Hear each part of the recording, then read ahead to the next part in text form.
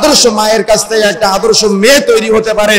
আর একটা আদর্শ মেয়ে যদি একটা উত্তম পরিবারে পাত্রস্থ করা যায়, তাহলে ওই মেয়েটা যে পরিবারে যাবে ওই পরিবারটা হবে পূর্ণিমার চাঁদ অপেক্ষা স্নিগ্ধময়, ওই পরিবারটা হবে কস্তুরী অপেক্ষা সৌরভময়। কস্তুরী ছিলেন, কস্তুরী হলো হরিণের নাভি থেকে বের হওয়া সুগন্ধি, যেটাকে বলা হয় জান্নাতি সুঘ্রাণ। ওই নারীটা ওই পরিবারে এই জান্নাতি সুঘ্রাণ ছড়াবে। তার একটা গায়রত থাকবে, তার একটা ব্যক্তিত্ব থাকবে, যে ব্যক্তিত্বের কাছে দেবর ভাসুর এসে কথা বলতে পারবে না। তার একটা ব্যক্তিত্ব থাকবে, যে ব্যক্তিত্বের সামনে ছেলের বন্ধুরা এসে আড্ডা পিটাতে পারবে না। তার একটা ব্যক্তিত্ব থাকবে, যে ব্যক্তিত্বের সামনে সমাজের বখাটে ছেলেরা তার কাছে গিয়ে ভাবি ভাবি করতে পারবে না। কিন্তু যদি ব্যক্তিত্ব না থাকে, তাহলে সমাজ জাহালতের অতল গহ্বরে নিমজ্জিত হবে।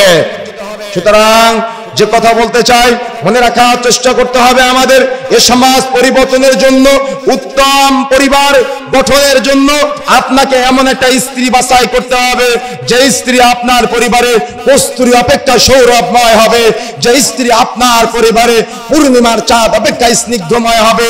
এমন একটা মা হতে হবে, শাশুড়ি হতে হবে আপনার, যে আপনার ছেলেকে বিয়ে দিয়ে যে বৌমাকে আপনি বাড়িতে নিয়ে আসবেন, ওই বৌমার পুরা পর্দার দায়িত্ব আপনার। অর্থাৎ বৌমাকে পর্দায় রাখার দায়িত্ব যেমন স্বামীর, তেমন শাশুড়িরও।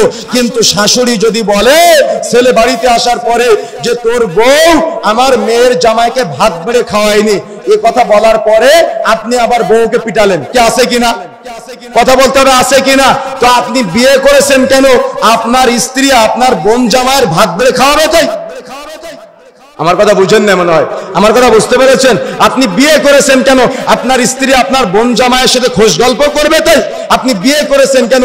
আপনার স্ত্রী আপনার বন্ধুদের সাথে খোশ গল্প করবে তাই? সুতরাং প্রিয় বন্ধুরা আমার, যে কথা বলতে চাই, এই আদর্শ পরিবার গঠনের জন্য এই ধাপে ধাপে পর্যায়ক্রমে আদর্শ সন্তানের প্রতি আপনাকে খেয়াল রাখতে হবে। যদি আপনি আদর্শ স্ত্রী বাছাই করতে ব্যর্থ হন, তাহলে আপনার পরবর্তী প্রজন্ম ধ্বংসের দ্বার প্রান্তে চলে যাবে, ধ্বংসের দ্বার প্রান্তে উপনীত হবে। এই জন্য প্রিয় বন্ধুরা আমার, মাইকের আওয়াজ যত দূর পর্যন্ত যাচ্ছে দায়িত্বহীন ভাষায় বলে যেতে চাই, মনে রাখার চেষ্টা